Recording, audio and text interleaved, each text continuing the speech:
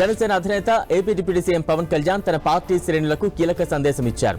ప్రియమైన జన సైనికులకు, వీర మహిళలకు, జనసేన నాయకులకు నా హృదయపూర్వక నమస్కారం అంటూ బహిరంగ లేఖ రాశారు. 2024 సార్వత్రిక ఎన్నికల్లో జనసేన, టీడీపీ, బీజేపీలతో కూడిన ఎన్డీఏ కూటమి సాధించిన అద్వితీయ ఘన విజయం చారిత్రాత్మకమని పేర్కొన్నారు పవన్ కళ్యాణ్.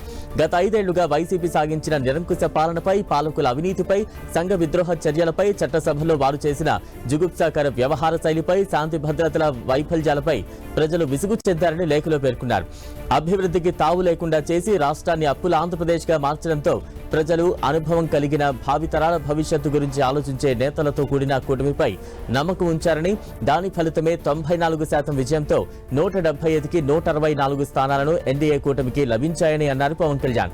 ఇదే సమయంలో జనసేన పార్టీ 100% స్ట్రైక్ రేట్తో పోటీ చేసిన 21 అసెంబ్లీ స్థానాలు, 2 ఎంపీ స్థానాల్లో ఓటమి అనేది లేకుండా అన్నింటినీ గెలుచుకుందని తెలిపారు.